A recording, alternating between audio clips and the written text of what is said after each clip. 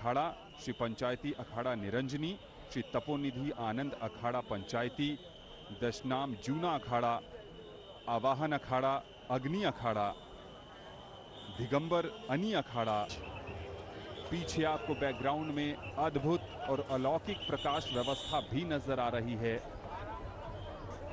जो यहाँ आता है बस यहाँ खो जाता है। ये ऐसे दृश्य हैं जिन्हें देखकर न तो आपका मन भरता है और न ही आंखें थकती हैं। ऐसा लगता है कि बस विदेशी साधकों और विदेशी मीडिया, इनका रहस्य, इनकी साधना, इनकी तपस्या, इनका उत्साह, भगवान शंकर के प्रति समर्पण और पवित्र जल में डुबकी लगाने की आतुरता इन्हें विशिष्ट, अद्वितीय। Of millions of worshippers who descend upon the grounds to purify themselves.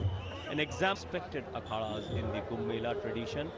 It will be a time of great importance and participation to Kumbh Mela, to the connection that Juna Akhada has with it, because this Akhada has participated in every grand assembly. सनातन की रक्षा के लिए हमेशा तत्पर रहे।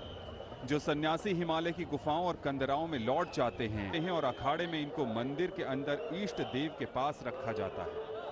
और ये उनके महंत, श्री महंत नजर आ रहे हैं। और इस अखाड़े से जुड़े नागा सन्यासी, इनके चलने में एक वेग है,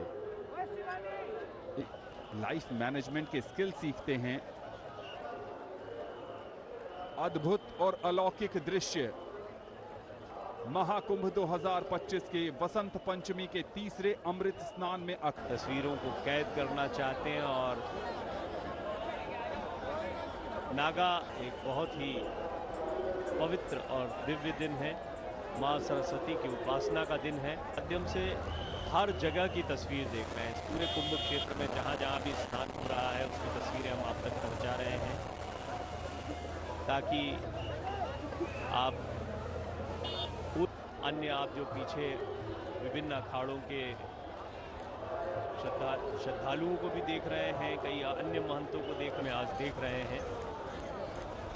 हालांकि नागा महाकुंभ के स्नान को तब शाही स्नान और अब अमृत स्नान कहा जाता है।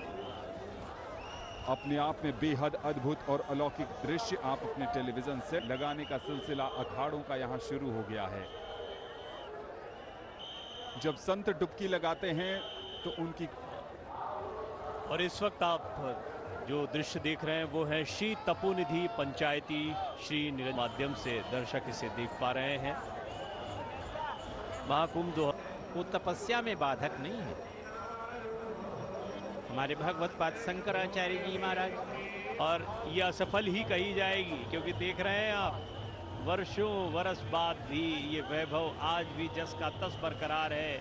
वही नागा साधु जो हजारों वर्षों से इसी तरीके से निकलकर कुंभ में स्नान करने के लिए तत्पर दिखाई पड़ते हैं, वो आज भारत के अमूल्य धरोहर हैं। ये भारत के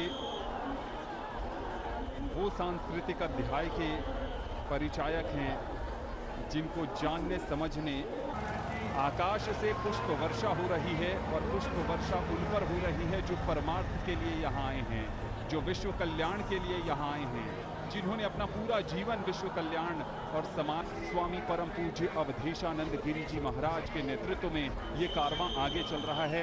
इस पिक्चर फ्रेम में अगर आप गौर से देखें तो अवधेश नीति नियम के तहत रहकर कैसे हासिल करना है उसके बारे में बताते हैं।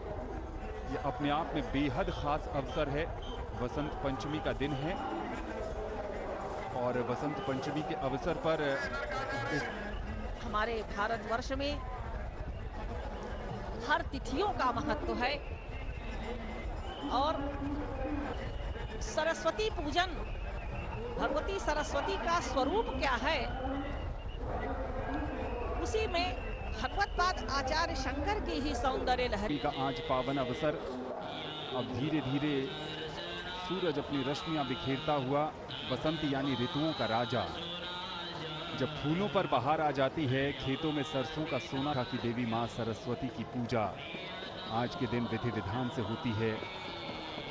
वसंत पंचमी के पर्व को श्री पंचमी और वागेश्वरी जयंती के रूप में भी मनाया जाता है।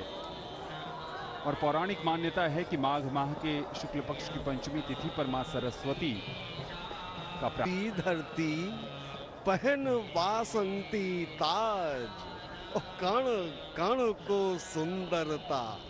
लोग पीले वस्त्र धारण करते हैं। धार्मिक अनुष्ठानों में भी पीला रंग का बहुत महत्व है। इस रंग में क्षमा, गंभीरता, उत्पाद उनके उसके लिए इनको साधना करनी पड़ती है, क्योंकि ये अपने यम नियम में इतने दर है, वो एक पैर पर अपने शरीर को नहीं धारण कर सकता, तो ब्रह्म की प्राप्ति का उपाय कैसे खोजेगा? तो जो प्रत्येक आया है उपनिषदों में बात लगभग 2000 वर्ष के बाद बदल जाता है। कभी जो है कृतिका नक्षत्र में होता था, उसके बाद मृगशिरा नक्षत्र तक कालगणना में आया। इस विषय में हमारे जो बहुत ही प्रतिष्ठित देश के विद्वान हैं रहे और जिनका संयोग, किंतु एक और भी बड़ा संयोग ये है कि आज की तिथि में कर्मफल दाता शनि देवता है, वो 30 साल के